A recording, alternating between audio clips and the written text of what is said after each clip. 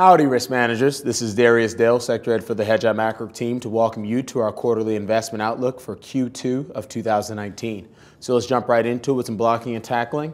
As always, you want to know where the U.S. economy is headed and how asset markets are likely to respond to that. So what we have here is a scenario where we have the U.S. economy transitioning out of Quad 4, 2 quarters of Quad 4 that began in Quad 4 and Q4 of 18, into Quad 3, which is a quadrant where growth is slowing as inflation is accelerating through the balance of the year.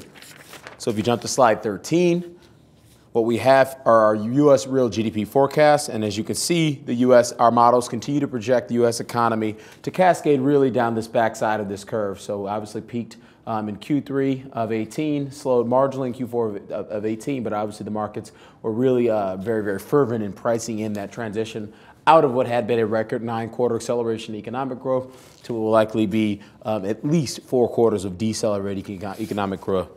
On slide 15, what we have are our headline CPI forecast, and what we're showing here is our nowcast models are picking up on a likely bottoming of reported inflation here in Q1 of 19, with a marginal uptick and drift higher through year end. Now, obviously, that's quite tenuous from the perspective of potential downside surprise risk. But again, as I alluded to, the Fed's policy pivot to dovish has really put a Quad 3 flavor into the markets. So the Fed, in traditional speak, don't fight the Fed. You actually don't want to necessarily be fighting the Fed with respect to our inflation forecast as well.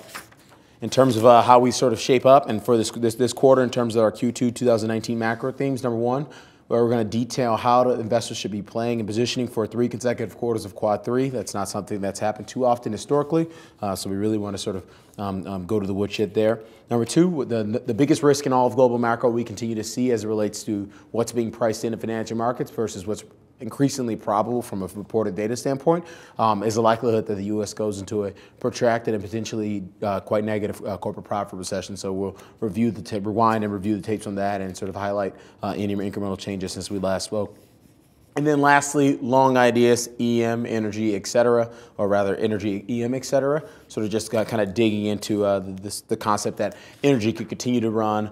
There's some pockets of EM that we start to like. Obviously, having been negative on EM since really of January of 2018, we're starting to see our models are starting to signal bullish from an A/B testing perspective on pockets of EM. And so we're going to go through the countries that we like versus the countries that we actually still do not like. So jumping into the first theme, USA 3 Quad 3s, slide number 28. So we get this question all the time, what continues to drive our U.S. growth model lower? What we're showing here are the top 10 factors across our predicted tracking algorithm for U.S. real GDP growth, 30 factors in total, but these are the top 10 as of 4Q18. From a bottom-up perspective, the model obviously peaked in Q3 of 18, but it also peaked from a top-down perspective as well in 3Q18. We saw some marginal degradation in Q4 of 18 across every single factor. But then, and one of the things that's kind of surprised us even to the downside with respect to growth is the fact that growth is actually slowing even more sharply than our model would have normally anticipated here in Q1. And as we rebase these trends lower as we progress throughout the year-over-year rate of change for a lot of these critical variables in the U.S. economy are likely to get quite negative. As negative as they have been in quite some time, 3 to 4 years. Pick your indicator. On slide 34, what's driving our inflation model sort of higher from here? What we see is that underlying inflationary pressure is building. So obviously we've seen a pretty sharp rebound in crude oil prices that has dragged up break-evens, but it's a lot more than that if you sort of go underneath the hood. So what we're showing here is the median CPI. It's the CPI index for across every sort of subcategory CPI, and we're showing that on a month-over-month annualized basis on a 3-month rolling average versus a 6-month rolling average. And what you see is everything sort of really peaked, sort of in late Q4, early Q1, and it's now starting to rebound. So, as we progress throughout the year and we start to get into easier comps for reported inflation, the probability that inflation continues to start to surprise to the upside is actually quite high. On slide 36, another factor that could potentially perpetuate further reflation from here and further upside surprises in reported inflation is the falling U.S. dollar. So obviously we've been bullish on the dollar since a year now, having made that long call back in April of 2018. We definitely think the dollar's days are numbered here, increasingly as we progress to the back half of the year. So what we're showing here is our U.S. GDP model backtest for the U.S. economy and for the global economy. And what you see is they tend to resemble each other in the sense that the dollar has become a very risk-off currency over the past several decades. In fact, the dollar's highest expected value and its best percent positive ratios are all in Quad 4, where they be in the U.S. economy or the global economy. So as the U.S. and global economies, which have been in Quad 4 for really the past couple of quarters now, as they transition out of Quad 4 into Quad 3 and potentially into Quads 2 and 1 in places like Europe and China in the back half of the year, the probability that the dollar really starts to sort of trade down or even potentially sell off is actually quite high, and that can actually add an additional reflationary impulse beyond what we've already seen in this transition. Slide 38. We're just showing speculative position in the futures and options market on the euro. So again, we made this call to be along the dollar this time last year that we saw a record net long bias in the euro. And we saw this across futures and options positioning, but we also saw it just market pricing terms if you looked at vol, if you look at risk reversals as well. Well, now what we have is effectively the opposite of that here in April of 19. So the market is completely round-tripped as it relates to its bias and its sort of outlook for the Eurozone economy and the European economy. And this is something that could potentially surprise investors to the upside. Really not necessarily now, but we're really preparing investors for what could be a multi-quarter event as it relates to Quad 3 and it relates to sort of persistence of this reflationary bias and things like energy and more Quad 3 exposures. So lastly, on slide 41, you're sort of just going back to the wood on the blocking and tackling of the process. So again, what we're highlighting here is a transition out of Quad 4 and into Quad 3. And what you notice are some pretty big pivots you're going to want to sort of pay attention to. So much like in Quad 4, fixed income is an overweight relative to equities and credit.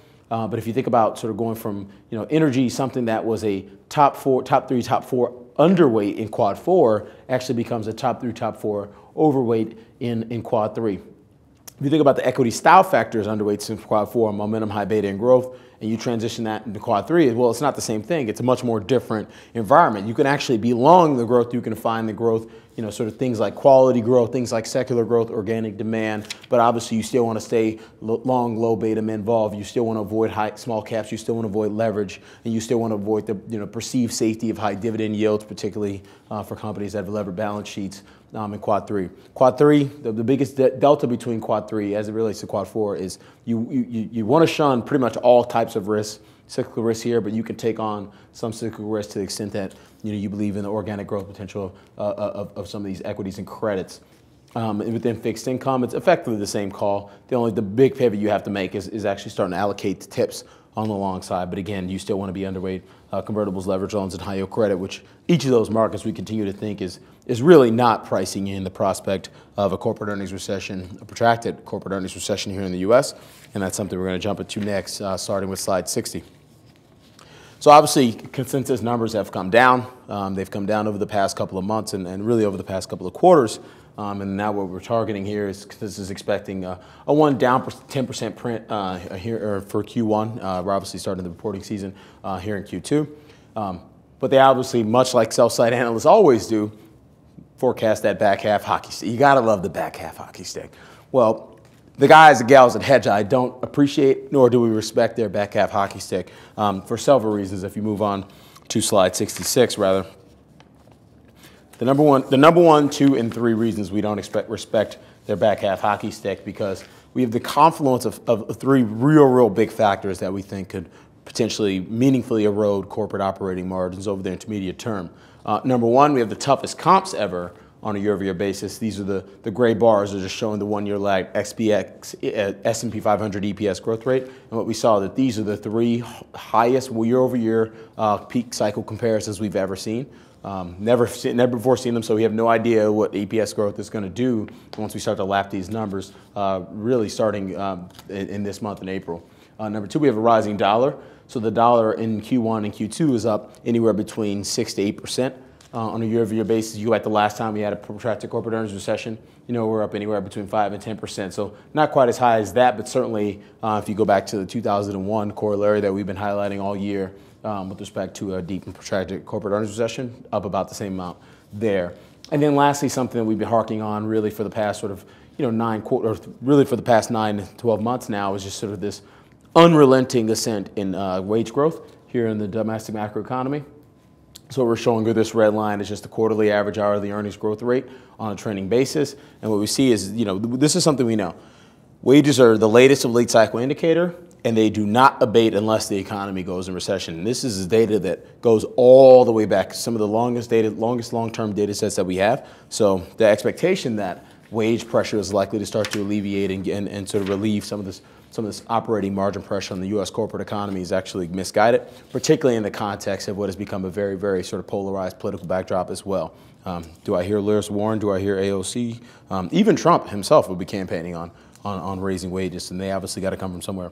So lastly, to just sort of summarize this point on slide 69, we ran a scenario analysis that looks at corporate EBIT margins, sort of relative to where we've been in previous cycles, and we're sort of tracking around 13.2% as of 4Q18. Historically, whenever we've gone into a sort of multi-quarter earnings recession, we've seen EBIT margins degrade by anywhere between 150 to 200 basis points. But, just being kind and saying they're only going to go down by, let's call it 150 basis points, it's very easy to see on a full year 2019 E basis for corporate earnings to be down 8 to 10%. Even if you want to strip out the impact of tax reform on the year-over-year comps, they're still going to be down 5 to 8%. We think this is actually quite fair and reasonable. We think this is the baseline.